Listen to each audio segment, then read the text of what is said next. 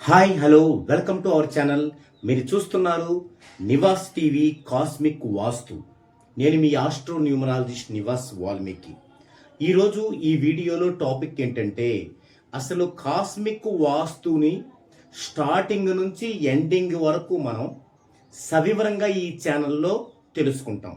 తద్వారా మనం స్టార్టింగ్ స్టేజ్లోనే మన యొక్క హౌస్ని కాస్మిక్ వాస్తుకి అనుగుణంగా నిర్మించుకున్నట్లయితే ఎలాంటి వాస్తు దోషాలు, ఎలాంటి నెగిటివ్స్ ఇంట్లోకి రాకుండా చూసుకోవచ్చు.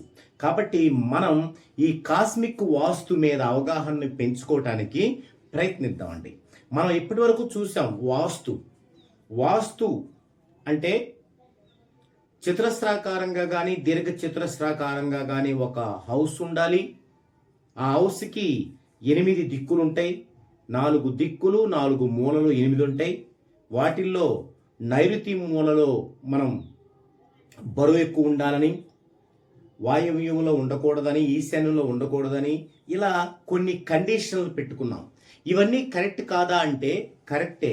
ఎప్పుడు? ఒకప్పుడు. అంటే మన యొక్క విజ్ఞానం ఇంత పరిధులు దాటి రానప్పుడు అది కరెక్టే అనుకుందాం. అసలు ఏమీ లేని దానికంటే ఒక అవగాహనతో జర్నీ చేయటం కొంత మేలు కదా. అందుకే మన పెద్దలు మహర్షులు లోక కళ్యాణం నిమిత్తం అప్పుడు తెలిసినటువంటి అప్పుడు మనుషులు అవలంబించగలిగినటువంటి విషయాలనే చెప్పుకుంటూ వచ్చారనమాట. ఆ తర్వాత ఏమైందంటే మన సాంప్రదాయాలను ఎక్కువగా మనం విశ్వసించేటువంటి వారిం కాబట్టి అదే మనకి మన తాతలు మన తండ్రులకి, మన తండ్రులు మనకి, మనం మన పిల్లలకి ఇలా చెప్పుకుంటూ వచ్చాం. దాన్ని ఏమంటారంటే ట్రెడిషనల్ వాస్తు అంటారు. ఆ ట్రెడిషనల్ వాస్తు మన సాంప్రదాయ రీత్యా ఒక నమ్మకంగా ఉందే తప్ప రుజువులతో లేదు. ఓకే, అది పక్కన పెట్టేయండి. వాస్తు అంటే అసలు ఏంటంటే కాస్మిక్ వాస్తే నిజమైన వాస్తు. ఓకే, కాస్మిక్ వాస్తు. కాస్మిక్ అంటే యూనివర్స్, బ్రహ్మాండం అంటారు. ఈ యొక్క యూనివర్స్ బ్రహ్మాండాన్ని కాస్మిక్ అంటారు. ఓకే, అయితే ఈ యొక్క కాస్మిక్ అనేది యూనివర్స్ కాబట్టి ఆ యూనివర్స్ లో మనం ఒక అయస్కాంత క్షేత్రంలో నివసిస్తున్నాం కాబట్టి గృహ నిర్మాణానికి కావలసినటువంటి కాస్మిక్ పరమైన నక్షత్రాలన్నీ కాస్మిక్ పరమైనవే. ఎందుకంటే కాస్మిక్ రేష నక్షత్రాల గుండానే ప్రయాణించి ఈ భూమి ద్వారా ఇంకా అంతరిక్షంలోకి అంటే ఇంకా లోపలికి వెళ్ళిపోతూ ఉంటుందన్నమాట. ఇది తర్వాత ఖగోళ సంబంధమైన కొన్ని కొలతలు అంటే మనం ఇంటిని ఈ డిగ్రీలో నిర్మించాలంటాం, అంటే ఇంత బేరింగ్లో ఇల్లు ఉండాలి అంటాం. దాన్ని ఖగోళ సంబంధమైన కొలత అంటారనమాట. ఓకే, ఈ కొలతలు. తర్వాత కాస్మిక్ నిర్మాణం ద్వారా ఉన్నటువంటి పిరమిడ్ లాంటి కాస్మిక్ నిర్మాణంతో రూపొందించబడినటువంటి పిరమిడ్లు వంటి అంశాలు, పిరమిడ్ల కొలతలు కూడా ఈ యొక్క విశ్వానికి యూనివర్స్కి సంబంధించిన కొలతలే. కాబట్టి వీటి ద్వారా మనం గృహ నిర్మాణం కనుక చేసుకున్నట్లయితే దానిలో సరైనటువంటి పాజిటివ్ నేపథ్యంలో ఉన్న కాస్మిక్ మనకి నిక్షిప్తమై ఉంటుంది. తద్వారా మనిషి జీవించటానికి ఒక మంచి అనుకూలమైనటువంటి ఒక వాతావరణం అనేది నెలకొంటుంది. అయితే ఇక్కడ మనకి ప్రతి గృహము కూడా ఎక్కడుంటుంది? ఈ భూమి మీద ఉంటుంది, అంటే అయస్కాంత క్షేత్రంలో ఉంటుంది. ఇది ఎలా పడితే అలా ఉంటే కుదరదు. ఎలా ఉండాలి? ఇక్కడ 3 డైమెన్షన్స్ ఉంటాయి హౌస్కి. ఒకటి వ్యక్తి, అంటే ఆ యజమాని, ఆ ఇంటి యజమాని ఒక డైమెన్షన్. తర్వాత కాలం, అంటే ఎప్పుడు ఇంటిని నిర్మిస్తున్నాడు, ఏ కాలంలో నిర్మిస్తున్నాడో ఆ కాలం. తర్వాత గృహ నిర్మాణం, ఇదొక డైమెన్షన్. సో ఈ 3 డైమెన్షన్స్, వ్యక్తి, తర్వాత కాలం, తర్వాత గృహ నిర్మాణం, ఈ 3 డైమెన్షన్స్ కూడా ఎలా ఉండాలి? అనురాగబద్ధంగా ఉండాలి, అంటే హార్మోనైజేషన్లో ఉండాలి. అప్పుడే ఆ ఇంట్లో ఉండే వ్యక్తులు స్వేచ్ఛాయుతమైనటువంటి మంచి హ్యాపీ లైఫ్ని పొందగలుగుతారు. అయితే ఇక్కడ మనకి ఈ సృష్టిలో లేదా ఈ విశ్వంలో ఈ యూనివర్స్లో ఏ ఒక్క శక్తి కూడా మనిషిని పూర్తిగా నియంత్రించలేదు. ఎందుకంటే ఏ శక్తులైతే ఉన్నాయో అలాగే మనిషి కూడా ఒక శక్తే. కాబట్టి అలాంటి మనిషి పైన ఏ ఒక్క శక్తి తన నిర్బంధంలో ఉంచుకోలేదు మనిషిని. ఆ మనిషికి కొంత ఫ్రీ విల్ ఎనర్జీ ఉంటుంది, అంటే స్వేచ్ఛా శక్తి ఉంటుంది. ఫ్రీ విల్ ఎనర్జీ ఉంటుంది ఒక మనిషికి. అంటే ఏ శక్తి అన్నా తనకు గనక లోపరుచుకుంటే దాని నుంచి అతను ఎలా తప్పుకోవాలి అనేటువంటి స్వేచ్ఛా శక్తి, ఫ్రీ విల్ ఎనర్జీ ఉంటుంది. అలాగే ఆ వ్యక్తికి మంచి సంకల్పం కూడా తోడవుతుంది. దాన్నే విల్ పవర్ అంటారు. ఈ విధంగా ఒక వ్యక్తి ఏ శక్తికి లోనవ్వాల్సిన అవసరం లేదు. ఆ మనిషి యొక్క విల్ పవర్తో, అంటే సంకల్ప సిద్ధితో, సంకల్ప బలంతో, ఆ వ్యక్తి యొక్క ఫ్రీ విల్ ఎనర్జీతో, అంటే స్వేచ్ఛా శక్తితో తనని తాను రక్షించుకుంటూ హ్యాపీ లైఫ్ని అనుభవించగలడు. అయితే ఇక్కడ కాస్మిక్ సూత్రాలని గృహ నిర్మాణం చేయడం ద్వారా, అంటే కాస్మిక్ సూత్రాల ద్వారా గృహ నిర్మాణం చేయడం ద్వారా ఏమవుతుంది, కాస్మిక్ ఎనర్జీ అనేది ఆ గృహంలో నిక్షిప్తమవుతుంది. నిక్షిప్తమయ్యి మనకి అవుట్ సైడ్ నుంచి తీసుకొచ్చేటువంటి నెగిటివ్ కానీ, మనం ఇందాక చెప్పుకున్నట్టు ఏ శక్తి అన్నా నెగిటివ్ని ఇస్తే ఆ నెగిటివ్ కానీ, అతని పేరులో ఉండే నెగిటివ్ని కానీ ఈ యొక్క కాస్మిక్ ఎనర్జీతో నిక్షిప్తం కాబడిన ఆ గృహంలోకి రాగానే మొత్తాన్ని తుడిచిపారేస్తుంది. మళ్ళీ అతను బయటకు వెళ్ళి ఆ యొక్క నెగిటివ్ని తీసుకొచ్చేంత వరకు రెడీగా ఉంటుంది ఆ నెగిటివ్ని తీసేయటానికి. అది కాస్మిక్ సూత్రాల ద్వారా గృహ నిర్మాణం చేయడం ద్వారా కలిగేటువంటి లాభం. ఇక అసలు కాస్మిక్ శక్తి దేని ద్వారా వస్తుంది అంటే కాస్మిక్ కిరణాల ద్వారా వస్తుంది. కాస్మిక్ శక్తి అనేది కాస్మిక్ కిరణాల ద్వారా వస్తుంది.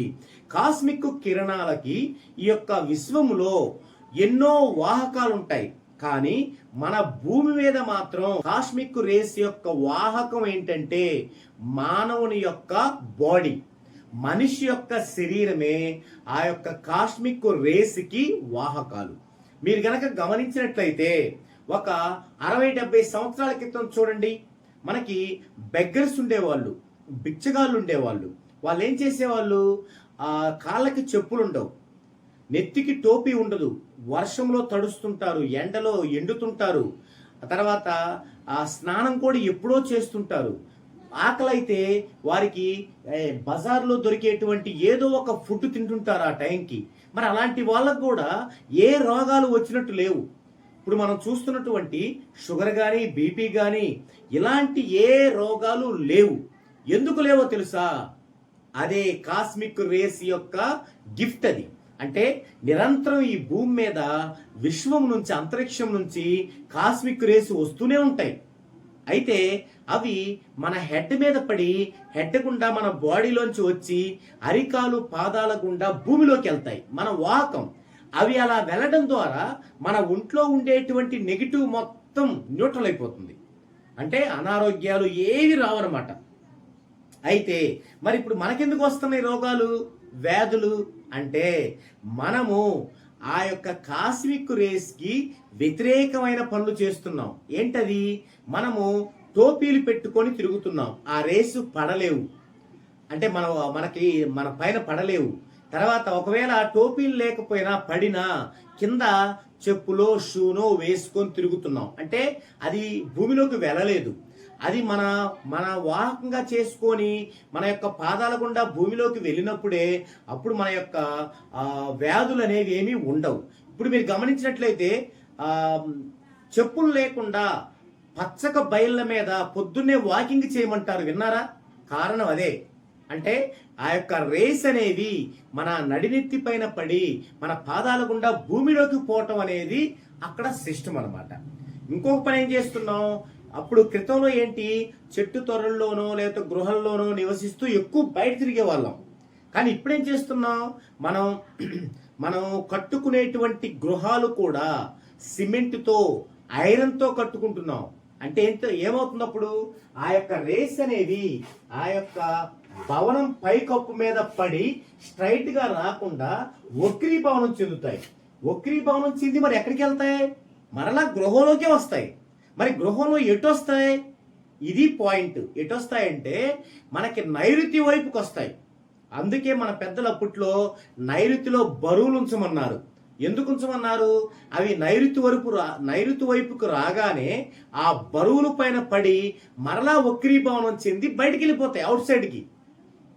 అదే అక్కడ బరువులు లేకపోతే అక్కడే పడతాయి, అక్కడే నెగిటివ్ ఉంటుంది. అదే వాస్తు దోషం. ఇంకా ఎటు మనకి కాస్మిక్ వాస్తు కూడా ఏం చెప్తుందంటే మన యొక్క ఈశాన్యం అనేది ఒక చిన్న లిమిట్లో పెరగాలి. కానీ ఈ యొక్క భవనాలు నిర్మించే వాళ్ళు ఎక్కువగా చదువుకున్న వాళ్ళు కాకపోవడం వల్ల, అంత అవగాహన లేకపోవడం వల్ల ఈ యొక్క ఈశాన్యం పెరగాలి అని తెలుసు కానీ కొంచెమే పెరగాలని తెలియదు. వాళ్ళు ఇష్టం వచ్చినంత పెంచుతుంటారు. దాని ద్వారా కూడా lot of cosmic negative energy దానిలోకి వస్తుంది. ఈ విధంగా మనకి ఖాళీగా ఉండేటువంటి కొన్ని ప్లేసుల్లో ఈ యొక్క కాస్మిక్ రేస్ అనేవి ఉంటాయన్నమాట. దీన్నే వాస్తు దోషము అంటారు. మరి మనం న్యూమరాలజీ ప్రకారం నేమ్ కరెక్షన్ చేయించుకున్నప్పుడు ఆ యొక్క నెగిటివ్ వాస్తు దోషంలోకి వచ్చినప్పుడు ఆ నేమ్ అనేది 14 డైమెన్షన్స్ లో ఉండటం వల్ల మనల్ని సేవ్ చేస్తుంది. కానీ అది అక్కడే ఉంటుంది. ఎప్పుడు అది అక్కడ నుంచి మాయమవుతుంది అంటే ఇంటిల్ల పాది పాజిటివ్లో ఉన్నప్పుడు. అంటే ఫ్యామిలీ మెంబర్స్ మొత్తం కూడా ఈ యొక్క 14 డైమెన్షన్స్లో నేమ్ని అప్లై చేసుకుంటే అప్పుడు అక్కడ ఉన్నటువంటి నెగిటివ్ కంటే వీళ్ళ పాజిటివ్ క్వాంటిటీ ఎక్కువ అవుతుంది. కాబట్టి ఆ యొక్క కాస్మిక్ రేస్ ద్వారా వచ్చే నెగిటివ్ అనేది పూర్తిగా పోతుంది. అలా కాకుండా అందరూ ఏం చేస్తారు, వారిలో ఉన్న నెగిటివ్ గురించి పట్టించుకోరు. ఎంతప్పటికీ వాస్తు దోషం చూద్దాం, దానికి ఏమైనా రెమెడీస్ పెట్టుకుందాం అని ఆలోచనలో ఉంటారు. మరి వీళ్ళ దగ్గర వీళ్ళ బాడీలో నెగిటివ్ ఉన్నప్పుడు అక్కడ లోపల పాజిటివ్ ఎలా వస్తుంది అంటే ఆ నెగిటివ్కి ఒకవేళ పాజిటివ్ అయినప్పటికీ ఈ నెగిటివ్ వచ్చి మళ్ళీ అక్కడ నెగిటివ్ ఇస్తున్నాం మనం. సో కాస్మిక్ వాస్తు ఉన్నది నిజమే అయినప్పటికీ ఒక ఇంటిలో ఆ మెంబర్స్ అందరి యొక్క నేములో పాజిటివ్ ఉన్నప్పుడే ఆటోమేటిక్ గా కాస్మిక్ యొక్క వాస్తు దోషం అనేది న్యూట్రల్ అవుతుంది. ఒకవేళ న్యూట్రల్ కాకపోయినా వీళ్ళని డామినేట్ చేసేలాగైతే మాత్రం ఖచ్చితంగా ఉండదు. ఓకే, ఇది వాస్తు దోషం గురించి ఇంట్రడక్షన్. ఇక నెక్స్ట్ మనం ఈ యొక్క కాస్మిక్ వాస్తు గురించి ఏ పదార్థాల్లో ఉంటుంది, ఏ వస్తువుల్లో ఉంటుంది, ఆ కాస్మిక్ వాస్తు యొక్క విస్తృత రూపం ఇంకా ఎలా ఉంటుంది అనేటువంటి ఆసక్తికరమైన విషయాల్ని మనం ముందు వీడియోల్లో చూద్దామండి. ఓకే, ఈ వీడియో గనక ఈ కంటెంట్ గనక మీకు నచ్చినట్లయితే ఖచ్చితంగా లైక్ చేయండి, అలాగే ఇంకా ఎక్కువ మందికి షేర్ చేయండి. ఇప్పటికీ మీ యొక్క వీడియోని గనక ఏది మన నివాస్ టీవీ కాస్మిక్ వాస్తు అనేటువంటి ఛానల్ గనక మీరు సబ్స్క్రైబ్ చేసుకొని ఉండకపోతే ఖచ్చితంగా సబ్స్క్రైబ్ చేసుకోండి. ఎందుకంటే మీరు సబ్స్క్రైబ్ చేసుకుంటే నేను ఈ యొక్క నివాస్ టీవీ కాస్మిక్ వాస్తు ఛానల్లోని చేసే ప్రతి వాల్యుబుల్ కంటెంట్ ఉన్న వీడియో నేను చేయగానే మొదటగా మీకే వస్తుంది. అలాగే ఈ విధంగా ఇంకా నంబర్ ఆఫ్ ఛానల్స్ మన ఎంత 10 ఛానల్స్ ఉన్నాయి. ఈ 10 ఛానల్స్ లో మీకు ఉపయోగపడేటువంటి మీ యొక్క ఫ్యామిలీ మెంబర్స్ కి హెల్ప్ అయ్యేటువంటి రకరకాల కంటెంట్ సైంటిఫిక్ పద్ధతిలో వస్తాయి. కాబట్టి ఆ ఛానల్స్ అన్ని కూడా ఈ వీడియో లాస్ట్ లో ఇస్తాను, చూడండి, సబ్స్క్రైబ్ చేసుకోండి. అందరికీ కూడా మీ యొక్క సన్నిహితులకు కూడా తెలియచేయండి. ఈ నంబర్ ఆఫ్ వాల్యుబుల్ కంటెంట్ అంతా కూడా నేను చేసిన వెంటనే మొదటగా మీకే వస్తుంది.